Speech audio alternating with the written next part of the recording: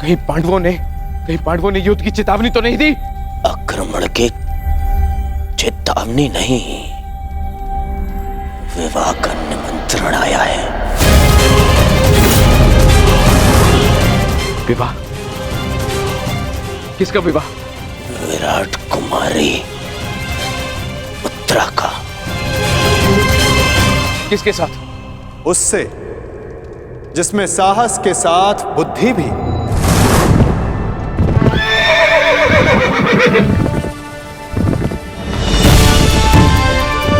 उसके हाथों में पर्वतों का बल है, जिसकी गति में पवन सा वेग है।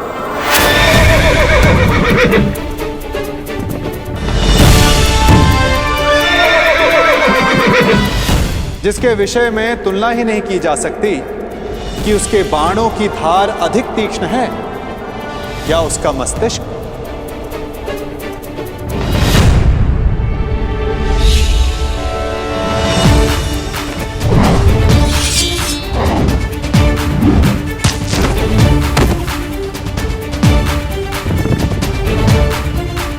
जो नर है, परंतु उसमें सिंह सी शक्ति, जिसे शत्रुओं को देखने के लिए नेत्रों की आवश्यकता नहीं।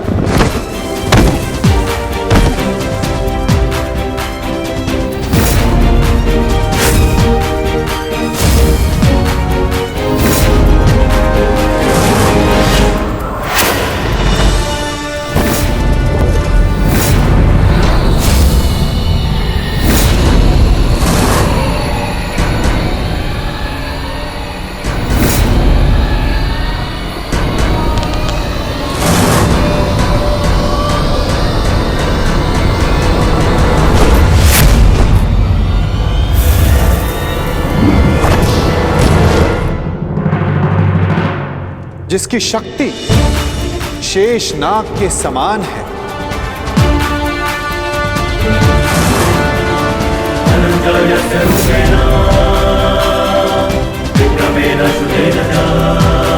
जिसके कौशल के समक्ष बड़े से बड़ा योद्धा झुक जाता है।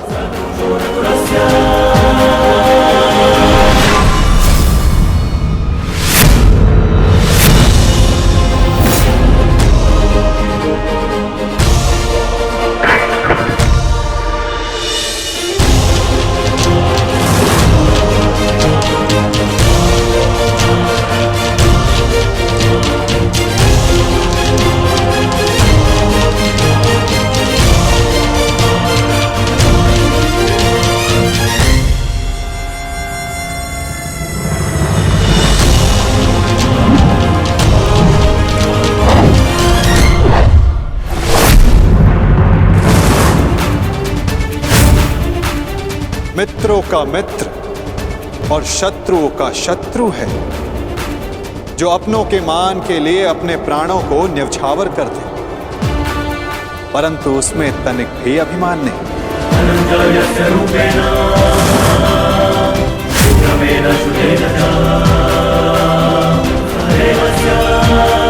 वो जिसे दाऊ और मैंने स्वयं शिक्षा दी, जो कुरुकुल का सूर्य है, वो है सुभद्रा और अर्जुन का पुत्र अभिमन्यु।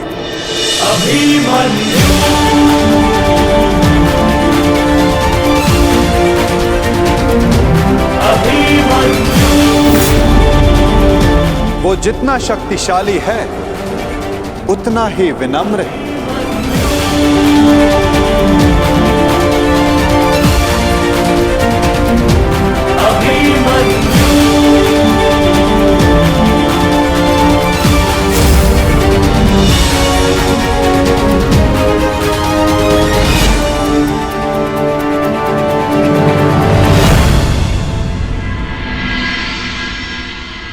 हे ईश्वर, इतना बड़ा सौभाग्य, महान धनुर्धर अर्जुन के पुत्र अभिमन्यु का विवाह मेरी पुत्री उत्तरा से। मैं धन्य हुआ वासुदेव। स्वप्न में भी नहीं सोचा था कि मैं महाशक्तिशाली पांडवों का समधी बनूंगा। आज मुझसे अधिक कोई सौभाग्यशाली नहीं। भाग्यशाली तो मैं हूं विराटराज। उत्तरा मेरी शिष्य रह चुकी, इतनी कुशल प्रतिभावान पुत्र वधु पाकर मेरा भाग्य उदित हो गया।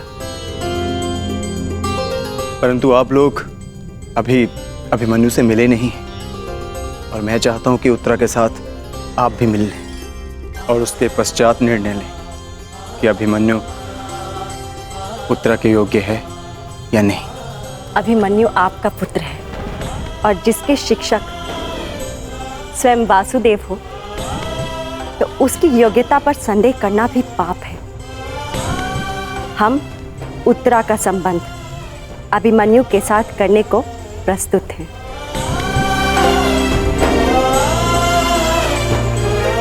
आपका क्या निर्णय? बधाई हो विराटराज, अब आप पांडवों के समधी हुए।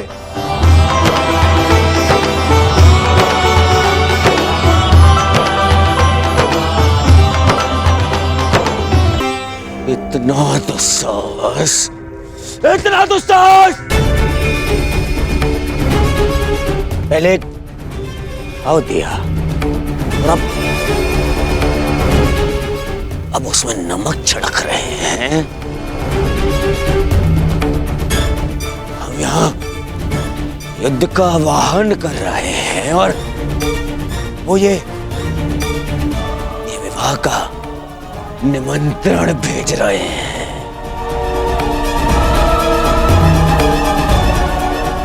नहीं जाएंगे हम वहां, नहीं जाएंगे, कोई नहीं जाएगा वहां। ना ना ना ना दुर्योधन, हम वहां जाएंगे।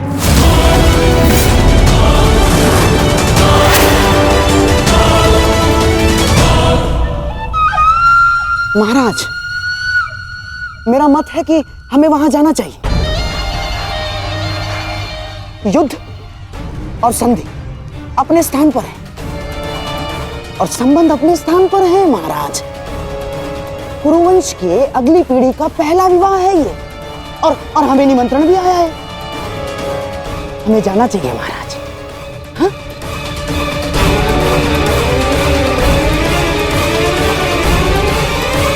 क्यों महामहिम, आप क्या सोचते हैं? आपके प्रिय अर्जुन के पुत्र अभिमन्यु का विवाह है, हमें उसे आशीर्वाद देने नहीं जाना चाहिए? जाना चाहिए महामहिम। हैं?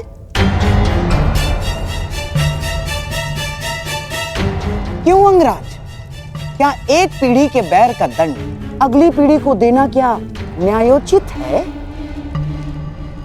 बोलिए अंगराज। जिनसे युद्ध करना है उनका आतिथ्य ग्रहण करना उचित नहीं है। महाराज, यदि हम पांडवों के अतिथि बने तो वो ये संकेत देगा कि हम उनसे भयभीत हो गए हैं। ना ना ना ना ना ना, अपितु इस निमंत्रण को स्वीकार नहीं किया तो संदेश जाएगा कि हम उनसे भयभीत हैं। महाराज, युद्ध होगा तो होगा, परंतु परिवार से प्रेम का निमंत्रण आया है तो हमें उसे स्वीकारना चाहिए महाराज।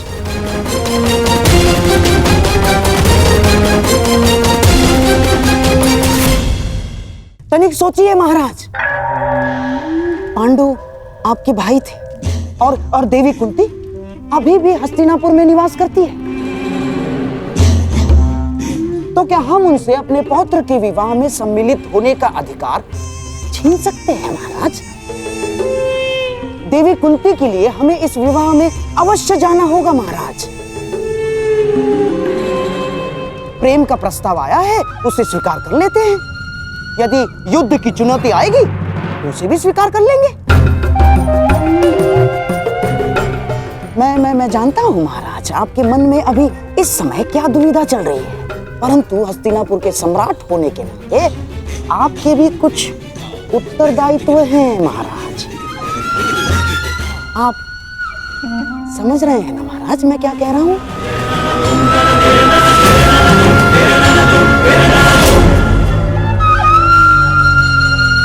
तो ठीक है, हम इस विवाह में अवश्य जाएंगे।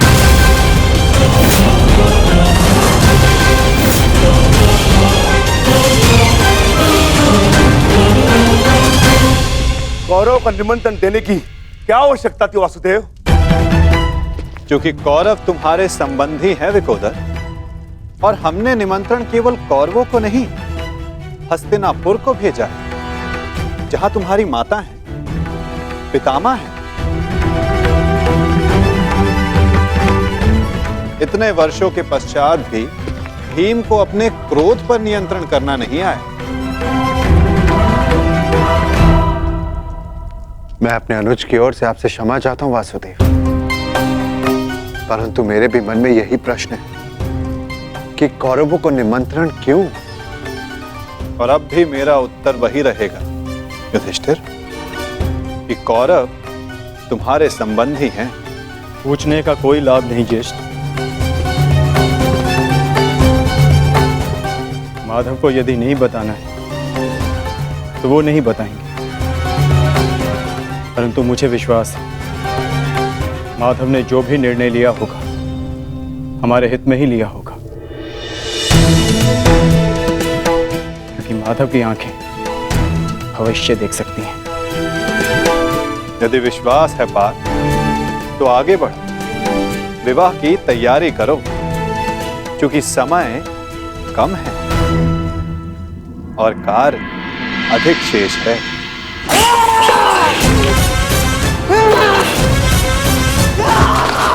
मामा जी,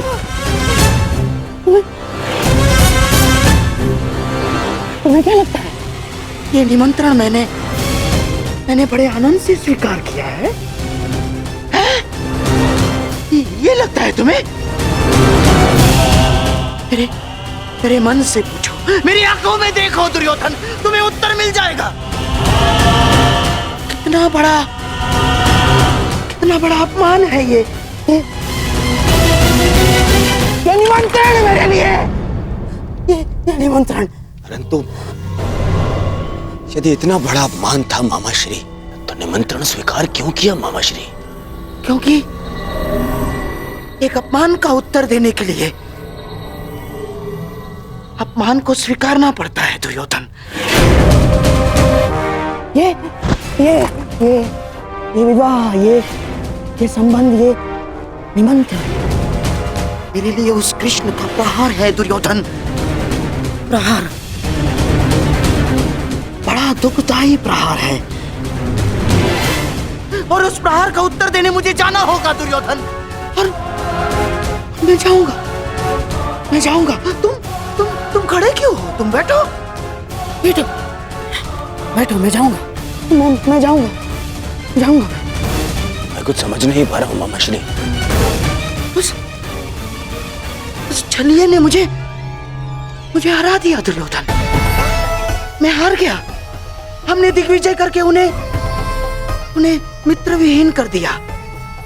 द्वारका में महाबली बलराम के साथ संधि करके हमने उन्हें आशा विहीन कर दिया। परंतु उस छलिए ने एक ही क्षण में पांडवों को वो सब कुछ दे दिया जो हमने उनसे छीना था दुर्योधन। इस विवाह से उस वासुदेव ने उन पांडवों को राज्य, मित्र, आशा सब कुछ दे दिया दुर्योधन।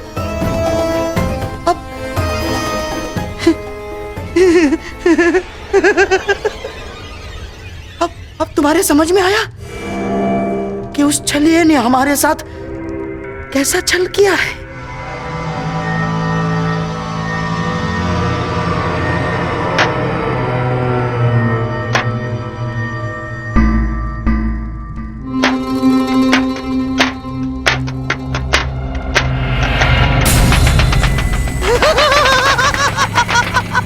साम ताम दंड भेद युक्ति कपट छल कुचक्र षड्यंत्र, कुछ भी प्रयोग करके मैंने इस विवाह को अपशकुन न बनाया तो मेरा भी नाम शकुन ही नहीं।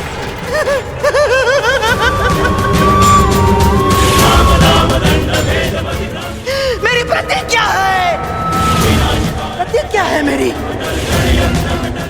पांडवों का सबसे बड़ा सहारा। हार जाएंगे वो। उस छलिए को शकुनी का उत्तर मिलेगा दुर्योधन, इसे विवाह में मिलेगा।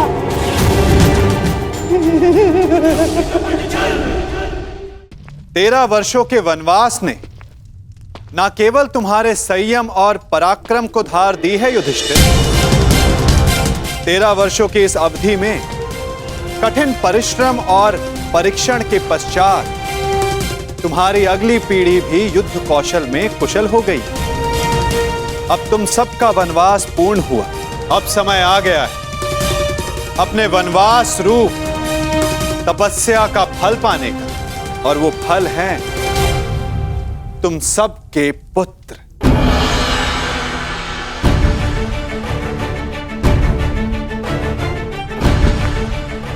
सर्वप्रथम प्रस्तुत है युधिष्ठिर पुत्र प्रतिविंध्य।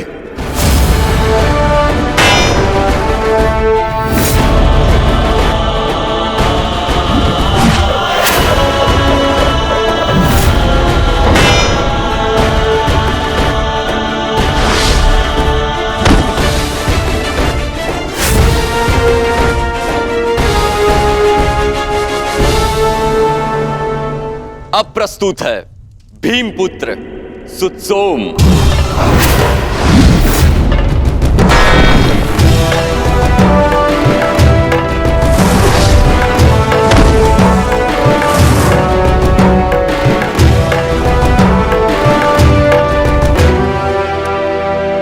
अगला शूर है गांडीवधारी अर्जुन का सुपुत्र शुतकर्म।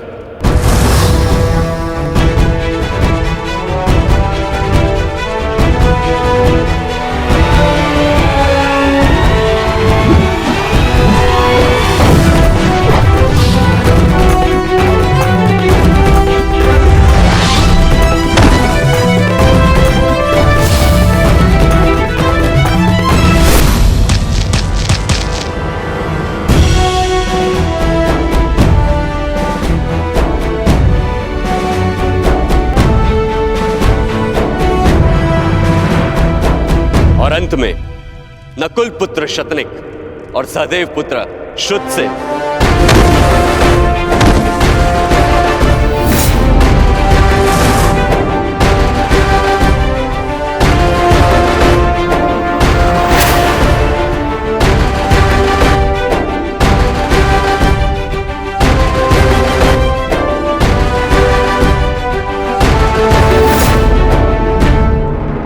और अब प्रस्तुत होने जा रहा है वो योद्धा जिसने युधिष्ठिर का धर्म भी सीखा है, जिसमें भीम जैसा बल भी है, नकुल की एकाग्रता और सहदेव की चपलता, और धनुर्विद्या में अर्जुन जैसी निपुणता।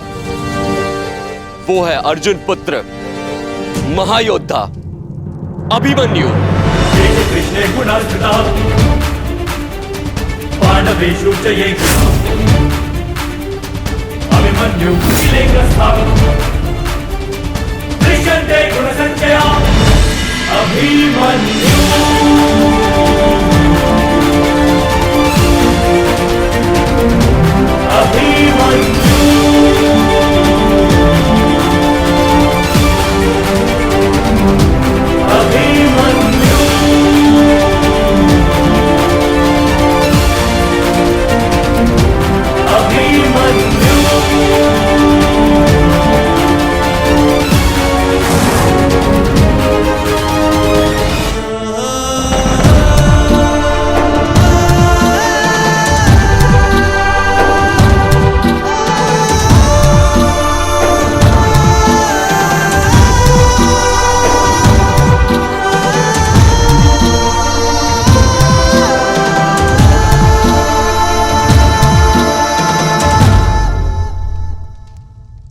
मामाश्री ने मेरे परिचय में एक बात कम कही माता, कि आप जैसा तेज भी है मुझे।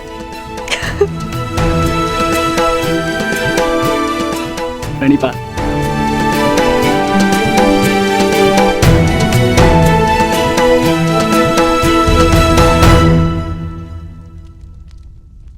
पुत्र अभिमन्यु,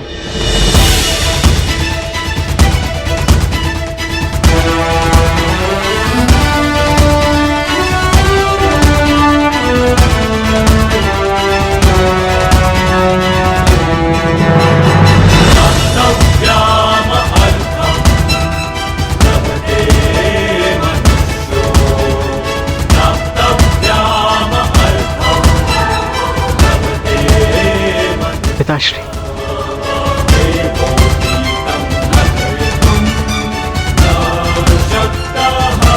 प्रणिपात।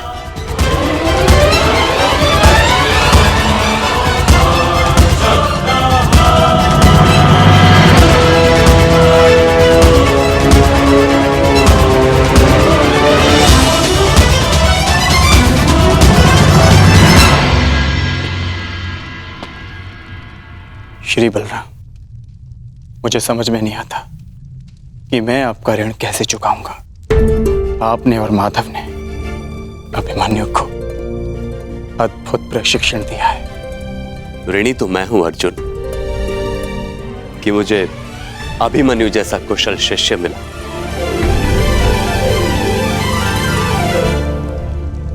आपका पुत्र साम कहाँ है सखा? उसे नहीं लाए साथ में?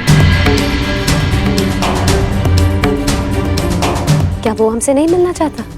वो यहाँ आने के लिए उत्साहित था, परंतु एक विशेष कार्य आ जाने के कारण उसे भेजना पड़ा, इसलिए वो यहाँ नहीं आ पाया।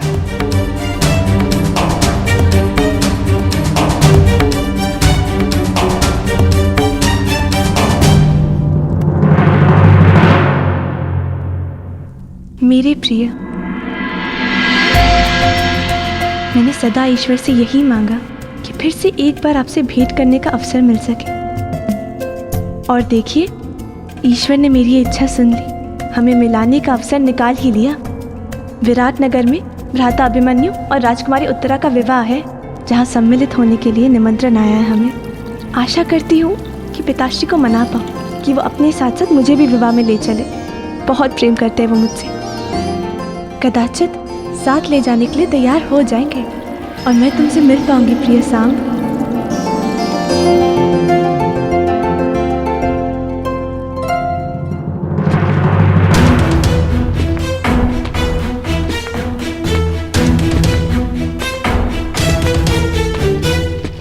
मैं हमेशा से चाहती थी कि मैं और तुम ऐसे ही किसी विवाह में मिले और साथ साथ स्वप्न देखें कि हमारा भी विवाह ऐसे ही जल्द से जल्द हो। समझे? मैं जानती हूँ कि आप इस विषय में गंभीर हैं। आप क्यों ना एक बार अपने पिता श्री वासुदेव कृष्ण से बात करें? मुझे विश्वास है वो अवश्य स्वीकारेंगे। मैंने सुना है कि आपके पिता सबके मन की बात समझ लेते हैं। तो भला अपने ही पुत्र के हृदय की बात वो कैसे ना समझेंगे? यदि आपने अपने पिता से बात नहीं की तो मुझे अपने पिताश्री से बात करनी होगी। और ये आप भली भांति जानते हैं कि मेरे पिता की प्रतिक्रिया कुछ अच्छी नहीं होगी, इसलिए बात बिगड़ने से पहले ही संभाल लीजिए प्रिय। बहुत सारा प्रेम, केवल तुम्हारी लक्ष्मणा। सावधान, युवराज दुर्योधन पधार रहे हैं।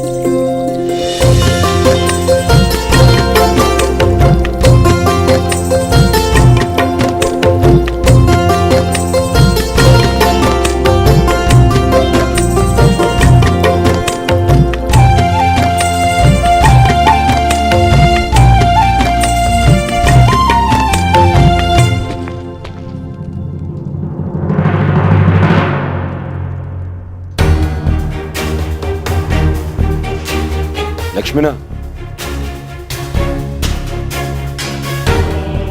पिताश्री,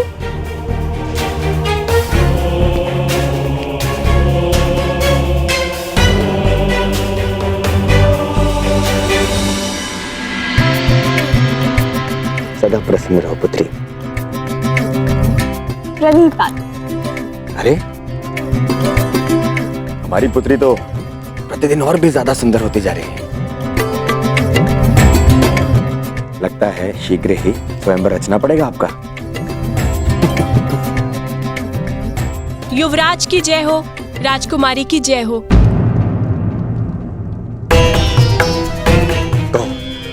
वो युवराज, राजकुमारी पक्षियों को दाना भिजवाना चाहती थी, इसलिए मैं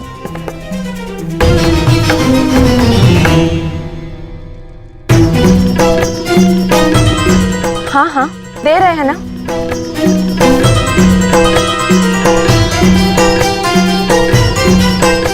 पुत्री, इन पक्षियों के साथ में खेलना कम कर दो।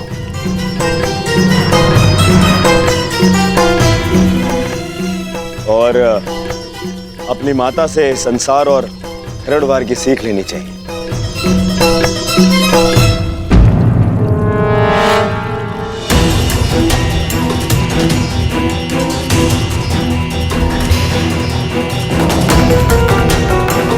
और श्रृंगार करना सीखो। आपकी विवाह की आयु आती जा रही है। आप भी ना पिताश्री। मैं किसी से विवाह नहीं करने वाली। मैं आपको छोड़कर कहीं नहीं जाऊंगी।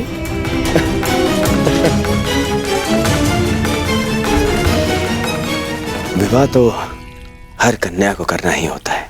और फिर अपने पिता का घर छोड़ के जाना होता है। नहीं।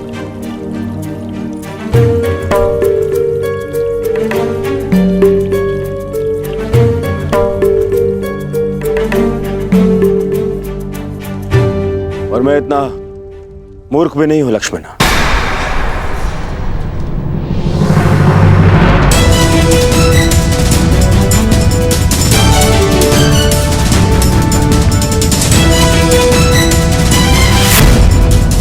और आपको लगता है कि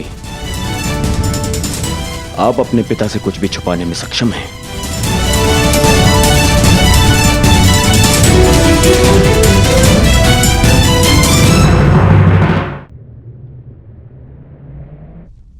आप प्रतिदिन शाक और भात क्यों बनाती हैं माते? शाक भात मेरे करण का प्रिय है। उसे यहाँ आने का समय नहीं मिलता। मैं सोचती हूँ जब भी वो आएगा शाक भात देखकर उसे संतोष होगा।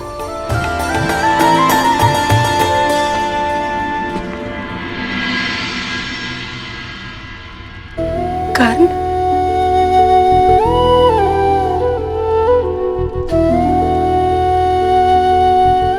कर्ण नहीं माता, राधे कर्ण।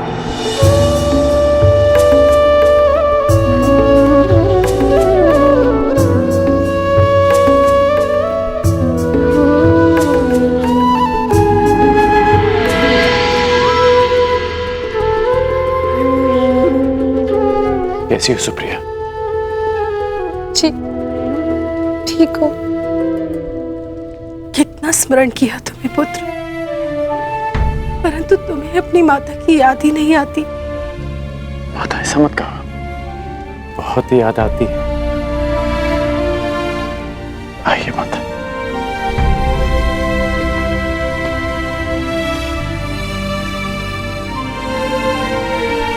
नहीं माता,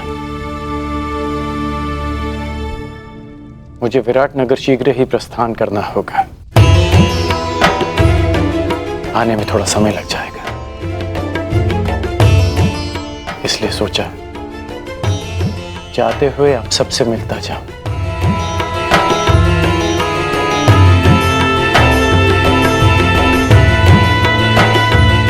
किसे खोज रहे हो पुत्र? वृषसेन को खोज रहा हूं माता।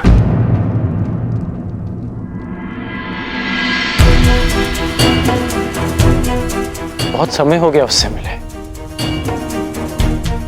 बहुत बड़ा हो गया होगा ना मेरा पुत्र? हाँ पुत्र, परंतु वो कहीं बाहर गया है। याद होता कि तुम आने वाले हो, उसे कहीं जाने ही ना देते। अच्छा, बाहर क्या? माता, उसे आने में अधिक समय लग जाएगा क्या?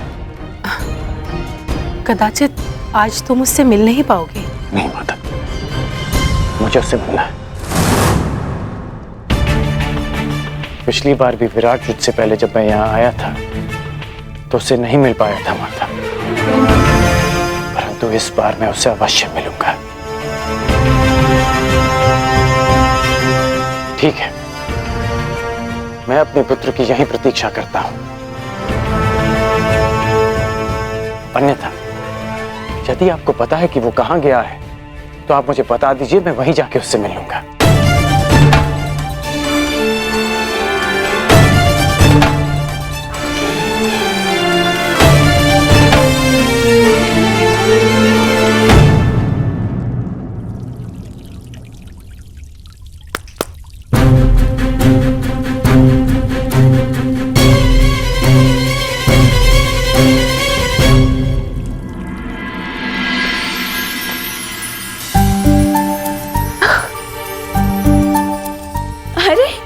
वीणा, ये मेरे लिए है पिताश्री। आपने अपनी माता से यही मांगा था ना? पिताश्री, इसे सीखने की अनुमति है? अवश्य, क्यों नहीं। आप अपने हर एक निर्णय लेने के लिए स्वतंत्र हैं। जो चाहे आप कर सकती हैं। पिताश्री, तो मैं आपसे कुछ मांगना चाहती हूँ। मुझे भी आपके साथ विराटनगर चलना है।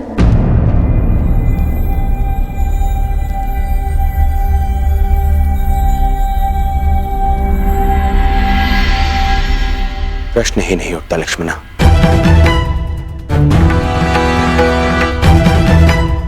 वहां वो पांडव हैं, मेरे शत्रु, और वो छलिया कृष्ण भी होगा।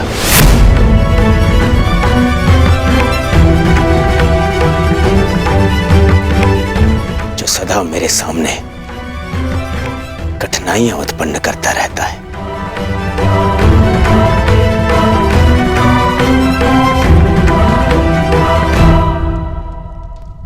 मैं अपनी पुत्री को किसी भी संकट में नहीं डाल सकता।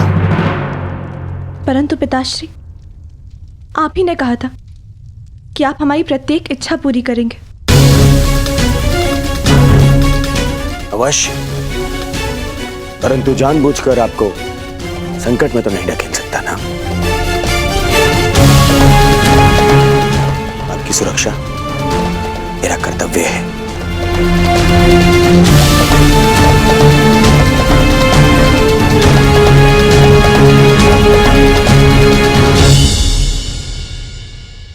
क्या मैं आपसे कुछ पूछ सकती हूँ पिताश्री?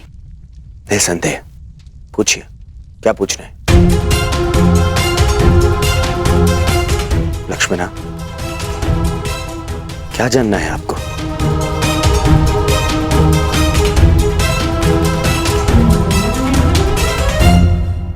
कुछ नहीं, फिर कभी पिताश्री।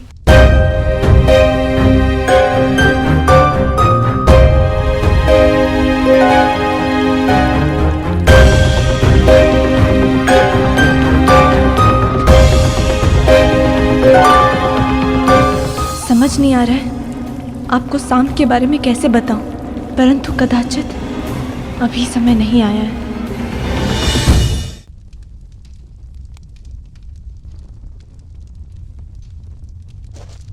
क्या हुआ? आप दोनों इतना विचलित क्यों हैं? कुछ नहीं पुत्र, सब ठीक है।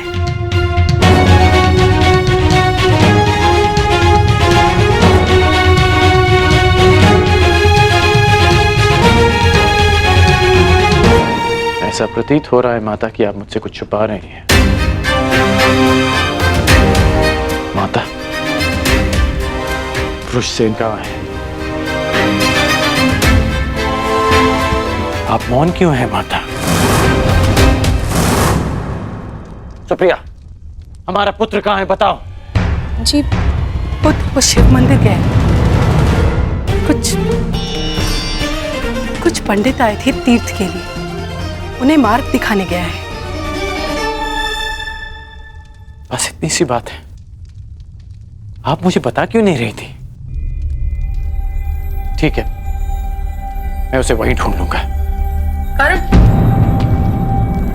पुत्र, वहां बहुत भीड़ होगी। कोई विवाह का आयोजन चल रहा है। उस भीड़ में कहां ढूंढोगे? तुम्हें विराटनगर के लिए विलंब हो रहा होगा। अगली बार मिल लेना। नहीं माता,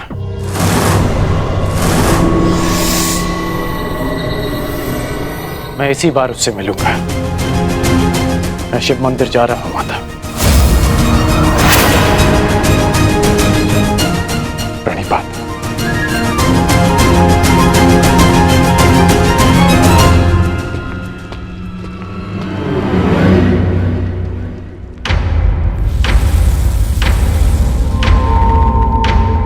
आवश्यकता पड़ने पर आप और आपकी सेना हस्तिनापुर की सहायता अवश्य करेंगे। स्वीकार है। वासुदेव, हमें बलराम ने समर्थन देने का वचन दिया था, और तुमने उन पांडवों को समर्थन देके सब कुछ बिखेर दिया वासुदेव। कैसे कैसे तुम्हें अपने मार्ग से हटाओ, कैसे तुम्हें पराभूत करो, कैसे तुम्हारा अंत करो वासुदेव, कैसे कैसे करो?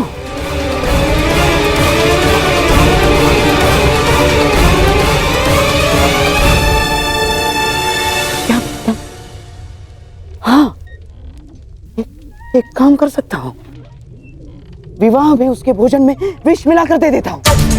हाँ? वहां इतने सारे अतिथि होंगे, किसी को संदेह भी नहीं होगा। हाँ। ऐसे ही करता हूं। नहीं गांधारराज, ये संभव नहीं है ना। जब वो छलिया नवजात था तब पूतना ने भी विष पिलाने का प्रयास किया था। जब पूतना से कुछ नहीं हो पाया तो मैं कैसे? ना, कुछ और करना होगा गांधारराज। सोचो। दासी, इधर आओ।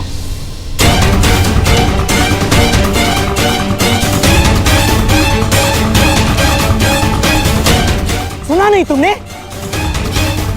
जाओ, मेरे लिए मदिरा का प्रबंध करो, जाओ।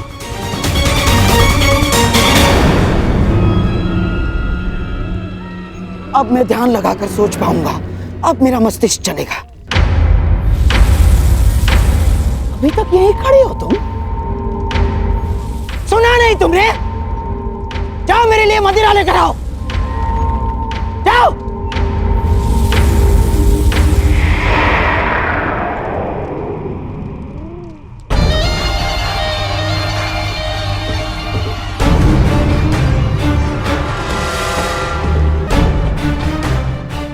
करूं उस वासुदेव का अंत?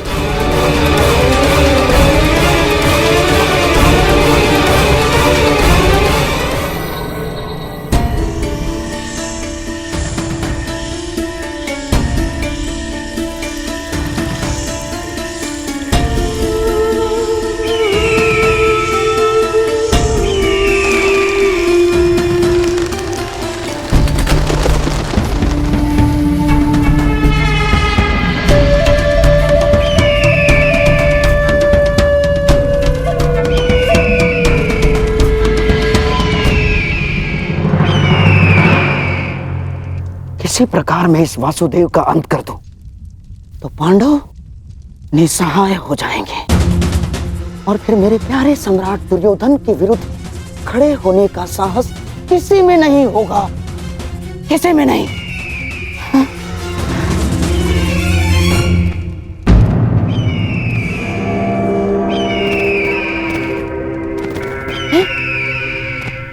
ये तो कोई संदेश है।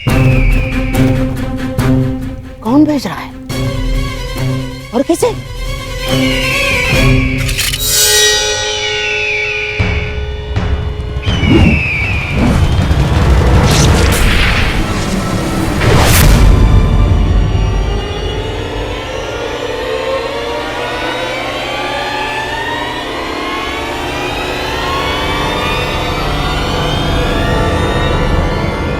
संदेश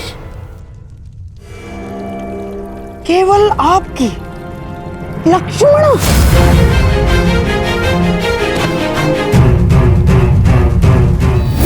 क्या है ये? क्या है ये? तुम्हें ज्ञात भी है तुम क्या करने जा रही थी? हैं? कृष्ण का पुत्र सांब और दुर्योधन की पुत्री लक्ष्मणा। असंभव है ये, असंभव है ये, तुम्हारा दोनों के साथ असंभव है। तुम्हें याद भी है इसका परिणाम क्या होगा बच्चे? हैं? याद है तुम्हें इसका परिणाम क्या होगा? महाविध्वंस हो जाएगा बच्चे, महाविध्वंस।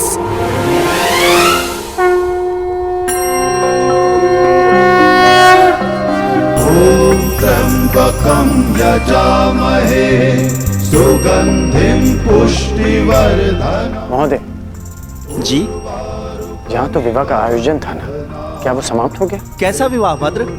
यहाँ तो कोई विवाह का आयोजन नहीं चल रहा है। कदाचित आप भिन्न स्थान पर आ गए हैं। अर्थात माता और सुप्रिया मुझसे झूठ कह रहे थे, परंतु क्यों?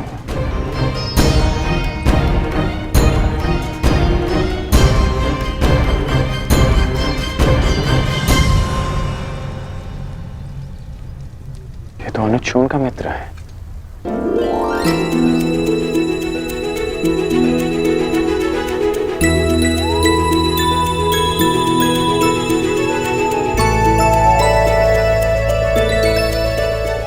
बहुत वर्षों बाद तुमसे भेंट हुई। कैसे हो तुम? मैं बहुत अच्छा हूँ, परंतु आप यहाँ भ्राताकर्ण? मैं अपने पुत्र ऋषियन की खोज कर रहा हूँ। मुझे किसी ने बताया था कि वो इस मंदिर में किसी के विवाह में सम्मिलित होने आया है। वो आपको यहाँ नहीं मिलेगा भ्राताकर्ण। वो सदा अपने प्रिय स्थल पर होता है। प्रिय स्थल? वृषसेन! कहाँ हो वृषसेन? पुत्र कहाँ हो तुम? वृषसेन!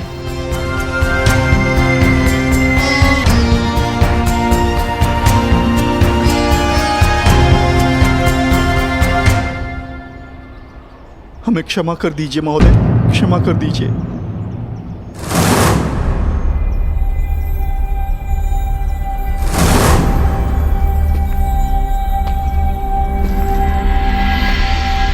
ऐसा करने से पहले तुम्हें इसके परिणाम को सोच लेना चाहिए था। अनेक मनुष्यों ने तुमसे इसी प्रकार निवेदन किया होगा, परंतु तुम दुष्टों ने कभी किसी की याचना सुनी? कौन है ये सब और किस बात की क्षमा मांग रहे हैं? और ये कौन है? हर बार तुम लोगों को एक और अवसर दिया गया, परंतु तुम लोग फिर भी नहीं सुधरे और इसी कुमार्ग पर चलते रहे। परंतु अब समय आ गया है कि तुम्हें तुम्हारे कर्मों का फल भुगतना ही होगा। मैंने तुम्हें साक्ष्य समेत पकड़ा है। अब तुम नहीं बच सकते। नहीं महोदय, ऐसा न करें महोदय, ऐसा न करें। हमें क्षमा कर दीजिए। लूटा हुआ धन हम पुनः स्त्री को लौटा देंगे, पर हमें क्षमा कर दीजिए प्रभु, हमें क्षमा। लूटा हुआ धन लौटा देने मात्र से तुम्हारे पापों का प्रायश्चित नहीं हो जाएगा दुष्टों। सर्वप्रथम उस पीड़ित महिला से क्षमा की भीख मांगो, अन्यथा मृत्यु के लिए तैयार हो जाओ। नहीं नहीं, हम क्षमा मांग लेंगे, हम क्षमा मांग लेंगे।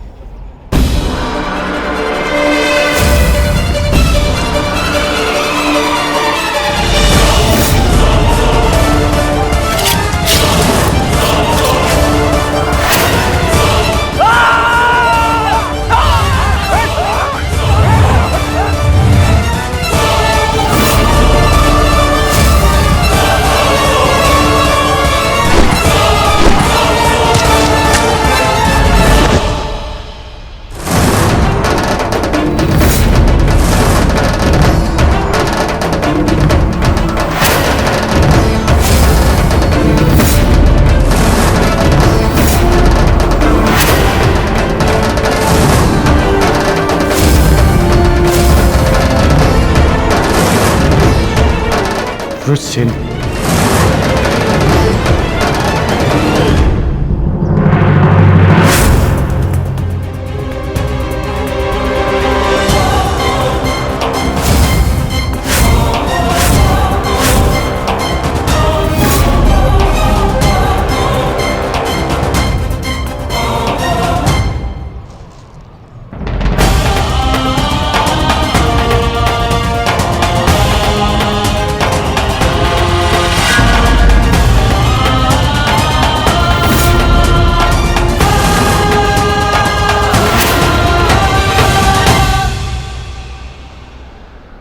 मित्र, उस स्त्री को उसका धन लौटा दो और इन शवों को भी अंतिम संस्कार दे दो। हमारा मंतव्य यहाँ पूर्ण हुआ। जिनसे मिलना था उनसे मिल चुके हैं। अब न किसी से मिलना शेष है और न किसी को उत्तर देना।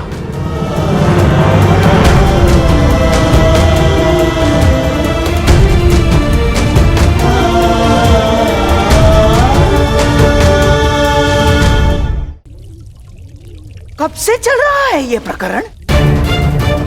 और कब से अपने परिवार के साथ विश्वासघात कर रही हो तुम? अब इस बात से मुझे दुर्योधन को अवगत कराना पड़ेगा। अब वो ही तुम्हारे इस दुस्साहस का निर्णय लेगा। रो लो तुम। नहीं मामा श्री, रुक जाइए। रो लो तुम, रो लो।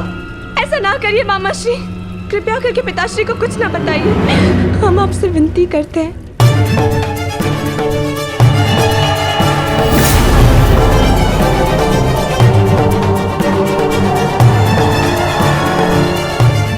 हमें क्षमा कर दीजिए मामा श्री, आपका भरोसा तोड़ने के लिए हम क्षमा चाहते हैं।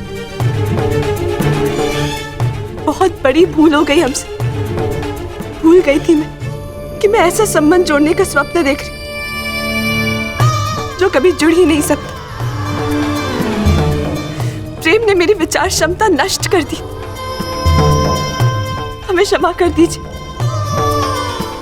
परंतु कृपया करके पिताश्री को कुछ मत बताइए। उन्हें पता चलेगा तो उनके हृदय को बहुत ठेस पहुंचेगी। उन्हें कुछ मत बताइए।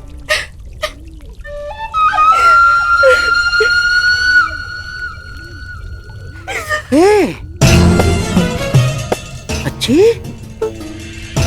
ना, तुम आओ। क्या बैठो।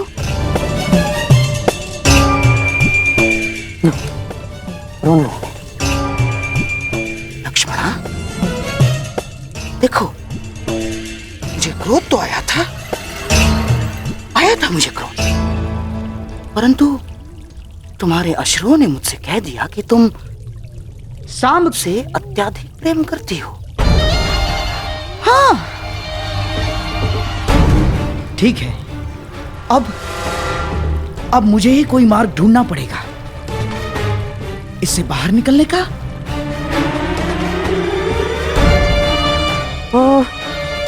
तुम क्या सांब को अभिमन्यु के विवाह में ला सकती हो? बताओ ना, बुला सकती हो तुम? हाँ, परंतु पिताश्री भी वहां होंगे ना? वही तो मैं चाहता हूँ लक्ष्मणा। केवल तुम्हारे पिताश्री नहीं, अपितु तुम्हारे पिताश्री दुर्योधन के साथ साथ सांब के पिताश्री कृष्ण भी वहां उपस्थित होंगे।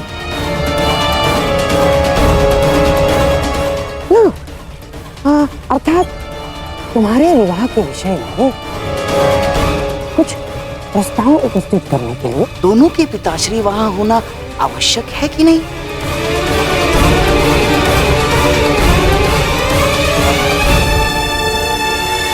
परंतु पिताश्री कभी नहीं मानेंगे। ना ना ना, तुम दुर्योधन की चिंता बिल्कुल मत करना, मैं उसे समझा दूंगा। सच? हाँ, अरे मैं अपनी लक्ष्मणा के लिए इतना भी नहीं कर सकता। तुम बस किसी भी परिस्थिति में सांब को वहां उस विवाह में ले आना, शेष सब मैं संभाल लूंगा। हाँ? धन्यवाद मामाश्री। सांब अवश्य आएंगे, हम अभी से संदेश भेजते हैं। हाँ।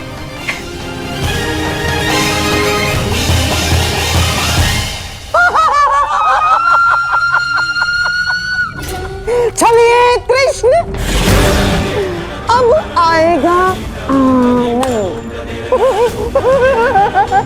मेरी अगली चाल के लिए तैयार रहना। तो इस बार तुम्हारी पराजय निश्चित निश्चित।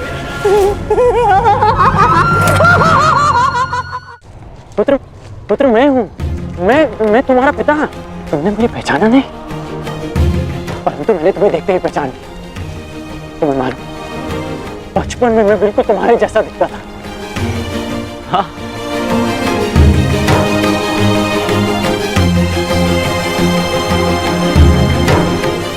वही मुख,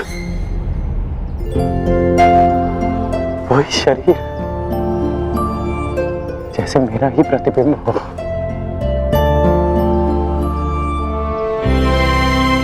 तुम बिल्कुल मुझ पर गए हो पुत्र। मुझे ज्ञात है कि आप मेरे पिता हैं, परंतु इस पिता और पुत्र के संबंध का आपके लिए महत्व ही क्या है?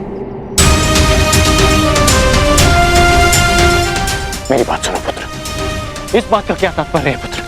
यही कि सदा आपने अपने परिवार से अधिक महत्व अपने लक्ष्यों को दिया। आपके लिए वो महत्व नहीं रखते थे जिन्होंने आपसे प्रेम किया। आपके लिए वो महत्व रखते रहे जिन्होंने आप पर उपकार किया या जिन्हें आपने वचन दिया। परंतु मेरे लिए सबसे अधिक महत्वपूर्ण मेरा परिवार है, सबसे अधिक महत्व मेरे अपनों का है। मेरी बात सुनो पुत्र, पुत्र मेरी बात सुनो। इतना रुष्ट हो अपने पिता से। जब मेरी आयु में पहुंचोगे तब जानोगे कि मनुष्य के लिए उसका कर्तव्य कितना महत्वपूर्ण होता है। मैं यहाँ केवल तुमसे मिलने आया हूं। अपना मुख मत फेरो मुझसे। इतने वर्षों पश्चात मैं तुमसे मिल रहा हूं और तुम्हें लगता है इस अवसर का कोई महत्व नहीं मेरे लिए? रुष्सेन, क्या हो गया तुम्हें? तुम मेरी बात सुन क्यों नहीं रहे हो? मुझे तुमसे ये आशा नहीं थी। तो और क्या आशा थी मुझसे मेरे पूज्य पिताश्री कि कैसा व्यवहार करूंगा? वैसा ही व्यवहार करूंगा जैसा वो पुत्र करते हैं जिनके पिता उनसे वर्षों के पश्चात मिलते। आपका स्वागत करूंगा, आपको आलिंगनबद्ध करके अश्रु बहाऊंगा। आपने कभी सोचा है कि वर्षों के पश्चात जब आप अपने परिवार के पास लौटोगे तो सब आपकी व्याकुलता से प्रतीक्षा कर रहे होंगे? कदाचित शेष ने ऐसा किया हो, परंतु मैं भिन्न हूं। आपकी भांति मैं अपने परिवार को उनके हाल पर नहीं छोड़ सकता। मेरे लिए सबसे अधिक महत्व मेरे परिवार का है। मेरे लिए भी। परंतु मेरे लिए मेरा धर्म, मेरा कर्म, मेरा कर्तव्य भी उतना ही महत्वपूर्ण है।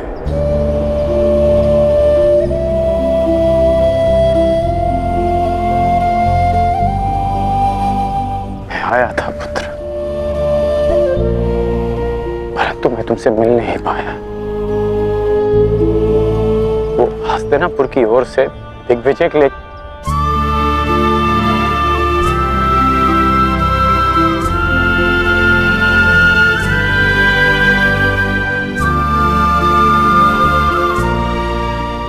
तुम ही बता।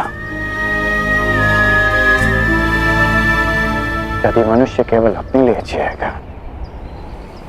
अपने ही सुख के बारे में सोचेगा, तो क्या हमारी आने वाली पीढ़ी का धर्म से विश्वास नहीं उठ जाएगा?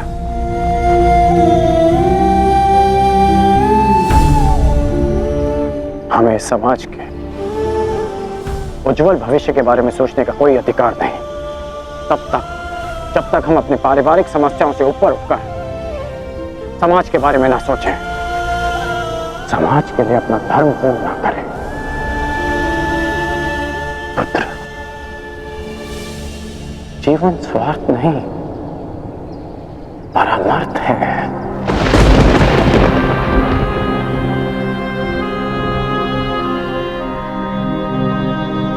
मैंने जो कुछ भी किया उसका मुझे कोई पश्चाताप नहीं, कोई ग्लानि नहीं, क्योंकि मैं स्वयं के लिए नहीं समाज के लिए जिया हूं, लोगों के हित के लिए लड़ा हूं। मैंने जीवन भर परिवर्तन के लिए संघर्ष किया। जानते हो क्यों?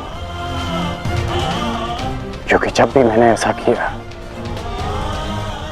तो मैंने लोगों की आंखों में आशा की किरण देखी। संसार में परिवर्तन लाने से पूर्व हमें स्वयं में परिवर्तन लाना चाहिए। इसलिए मैंने ये सब किया पुत्र। और यदि मैं ऐसा नहीं करता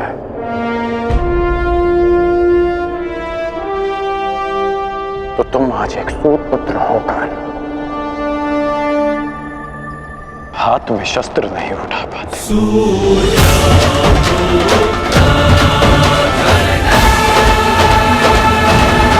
तो एक पति धर्म भी होता है, एक पुत्र धर्म भी होता है।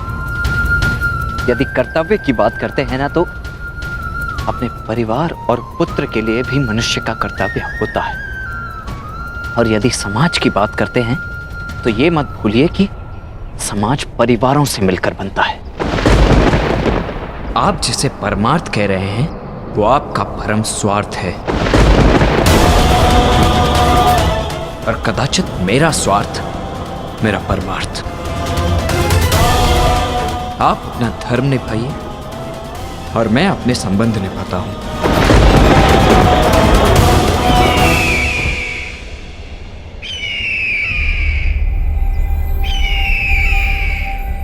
अब मैं चलता हूं, मुझे शीघ्र ही कहीं पहुंचना है अपने संबंध निभाने के लिए।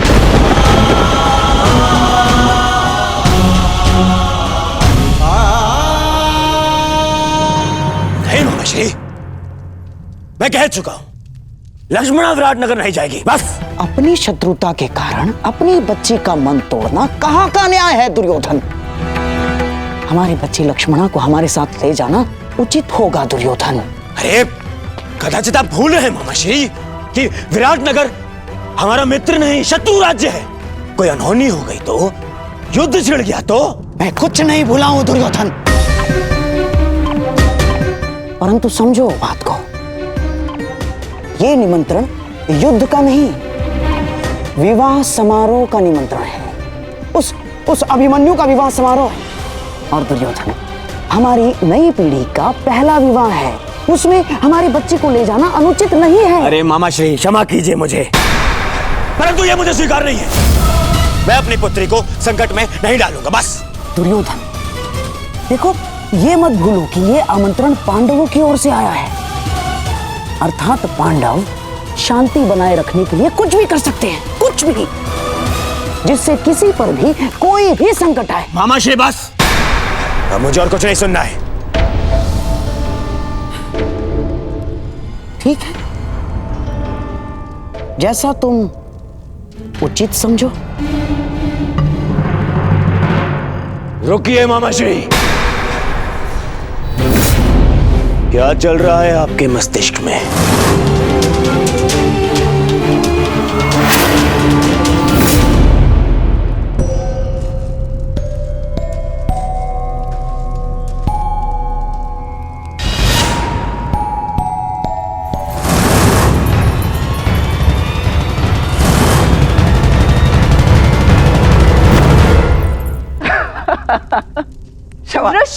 क्षमा चाहता हूँ। नहीं, मैं क्षमा चाहती हूँ तुम्हें इस प्रकार यहाँ बुलाने के लिए, परंतु बात ही कुछ ऐसी थी। मैं एक विवाह में जा रही हूँ और मैं चाहती हूँ कि शाम भी वहाँ उपस्थित हो, और उसे केवल तुम ही वहाँ ला सकते हो, तो तुम्हारी बात अवश्य मानेंगे। अच्छा, तुम्हारे कहने का तात्पर्य है कि वो तुमसे अधिक मेरी बात मानेगा। वृषसेन, ये परिहास का समय नहीं है, मेरी जान पर लगी है। अब मैं स्वयं जाके तो उन्हें वहां से आने को नहीं बोल सकती ना, क्योंकि मैं जानती हूँ कि वो नहीं आएंगे, परंतु इस बार उनका वहां आना अति आवश्यक है। और तुम मेरे मित्र होके ऐसे उपहास कर रहे हो। अरे अरे ठीक है, यदि इतना ही आवश्यक है तो मैं स्वयं जाकर कुमार साम को लेकर उपस्थित हो जाऊंगा। कहाँ है विवाह? विराटनगर में। वहां तो कुमार अभिमन्यु के विवाह का आयोजन चल रहा है ना, अर्थात तुम उस विवाह में। प्रश्न ये नहीं है कि लक्ष्मणा विराटनगर जाए या ना जाए, प्रश्न ये है कि आप उसे वहां ले जाने का हट क्यों कर रहे हैं? क्यों मामाश्री? ऐसा कुछ नहीं है दुर्योधन।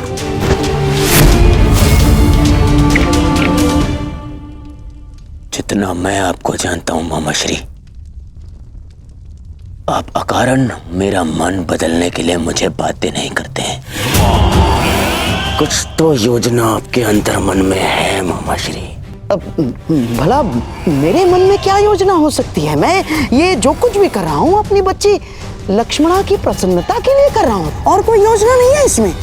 बेहतर होगा कि ना हो मामाश्री, क्योंकि यदि ये कोई आपकी योजना है जिसमें आपने मेरी पुत्री का उपयोग करना चाहा, तो मैं आपको क्षमा नहीं करूंगा मामाश्री। ये क्या क्या कह रहे हो दुर्योधन? मैं अपनी बच्ची लक्ष्मणा को लेकर छल करूंगा? आपके लिए कुछ भी असंभव नहीं है मामाश्री, परंतु सावधान करता हूं, क्योंकि यदि मेरी पुत्री पर जरा सी भी आँच आई तो आप मेरी प्रतिक्रिया सहन नहीं कर पाएंगे, समझे? दुर्योधन, ये क्या हो गया है तुम्हें? तो बताइए, आप लक्ष्मणा को विराटनगर ले जाने में दबाव क्यों बना रहे? मामाश्री, आपका यह मौन मेरे मन के संदेह की अग्नि को और भड़का रहा है। बोलिए, अन्यथा मैं अपना संयम तोड़ बैठूंगा। बोलिए।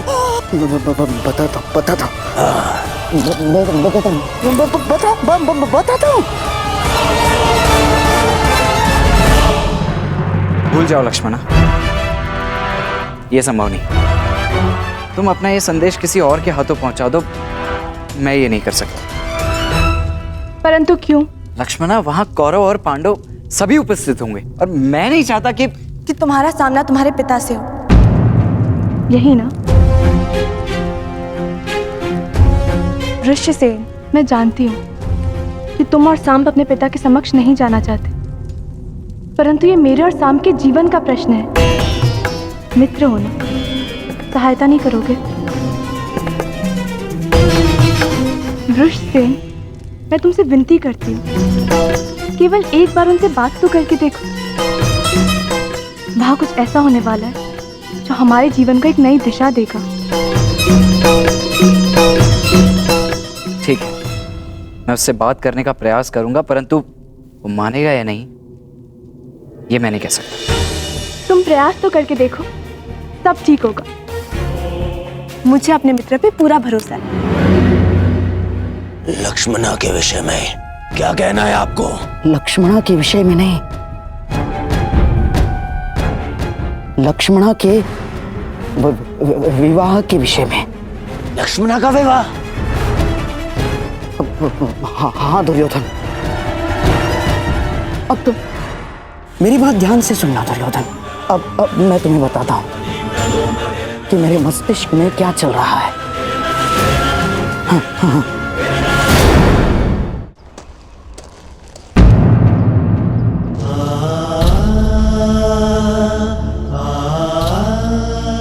मुझे नहीं पता था कि आप अभी यही हैं। मैं जानता हूं तुम मुझसे रुष्ट हो पुत्र।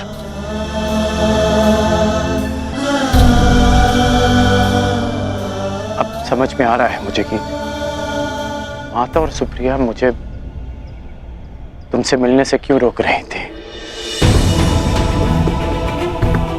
माता और दादी माँ को सदा यही लगता था कि हम एक दूसरे से ना मिलें, परंतु सत्य तो ये है कि मैंने सदैव इस भेंट की प्रतीक्षा की कि मैं आपको बता सकूं जो परिवर्तन आप लाना चाहते हैं वो बस केवल एक स्वप्न है जो कभी पूरा नहीं हो सकता।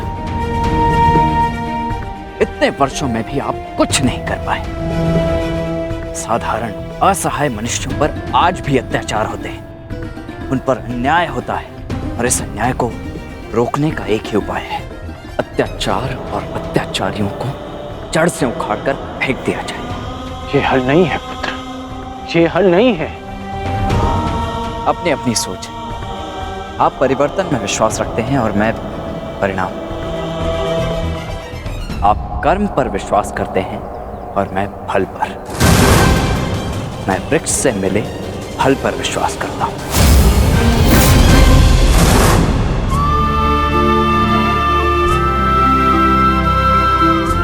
मैं जानता हूं कि तुम्हारे भीतर मेरे लिए बहुत कड़वाहट होगी,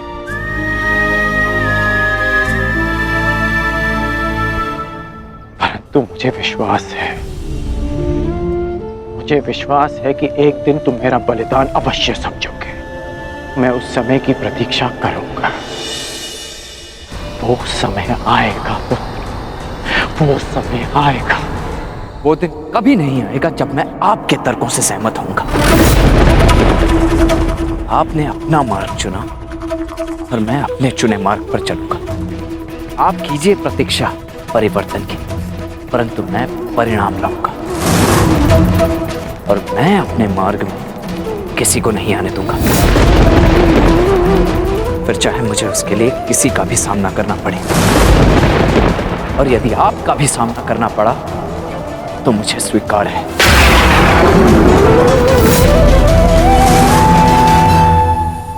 आपने अपना तर्क सामने रख दिया और मैंने अपना पक्ष आपको समझा दिया। अब ये अंतिम अवसर है जब हम मिल रहे हैं। ईश्वर से प्रार्थना है कि अब जब कभी भी हम एक दूसरे के सामने आए तो एक दूसरे के विपक्ष में ना हो, क्योंकि यदि ऐसा हुआ तो हम दोनों में से कोई एक ही जीवित बचेगा।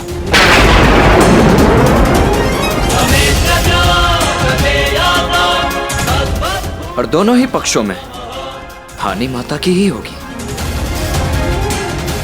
रोना उन्हें ही पड़ेगा।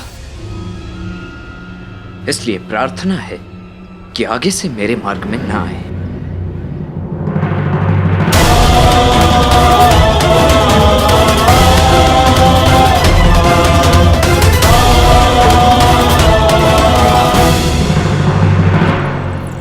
ये सुंदर है।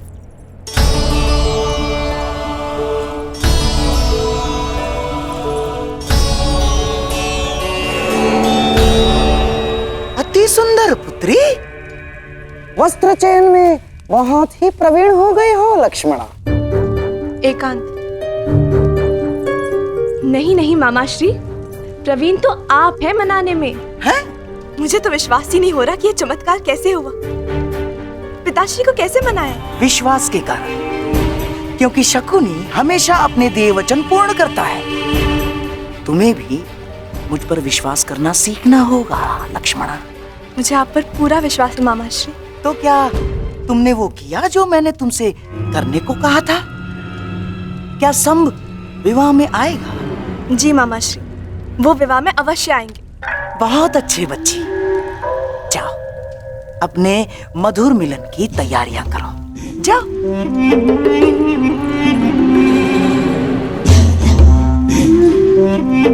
और मैं कृष्ण की पहली बार पराजय की कड़वी मुद्रा देखने की तैयारी करता हूं। मैं नहीं जानता कि तुम भविष्य देख पा रहे हो या नहीं, परंतु मैं तुम्हें हारता हुआ अवश्य देख पा रहा हूं। अवश्य। नहीं जीतोगे तुम, नहीं जीतोगे तुम। चलिए। समझ नहीं आता ऐसा क्या है इस मोरपंख में कि सब इसे देखते ही अपना शीश झुका देते हैं। क्यों इसे देखते ही सबके मन में भक्ति उमड़ पड़ती है। जाने दो मित्र, जिसके मन में जो भावना है उसे रहने ही दो।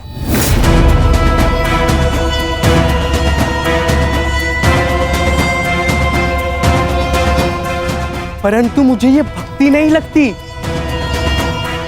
ये भय है, भय जो इस मुकुटधारी के पाखंड से उपजा है।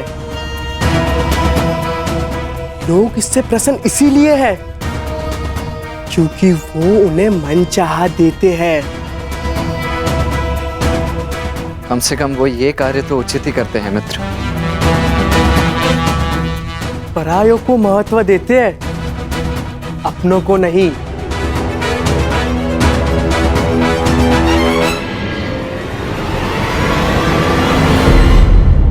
परंतु हम अपनों की बात करें मित्र। तो क्या निर्णय लिया तुमने? विराटनगर आ रहे हो ना? तुमने सुना नहीं? मैं वहां नहीं जाऊंगा जहां मेरे पिता महान श्री कृष्ण वासुदेव हो। मुझे समझाने में तुम अपना समय व्यर्थ कर रहे हो मित्र। मैं तो स्वयं तुम्हें वहां जाने से रोकने आया हूं मित्र, क्योंकि वहां जाना समय को व्यर्थ करना ही है, अनावश्यक है। वो अभिमन्यु तुम्हें एक आंख नहीं भरती, तो तुम उसके विवाह में जाओगे क्यों? हाँ, वो माना कि लक्ष्मणा वहां आ रही है, परंतु उससे क्या अंतर पड़ता है?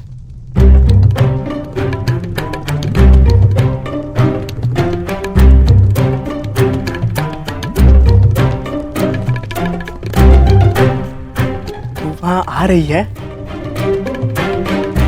और वो चाहती है कि मैं भी वहां आऊं, है ना? और तुम मुझे वहां जाने से रोक रहे हो। मैं तो केवल अपने मुख पर आई मुस्कुराहट को रोक रहा हूं मित्र।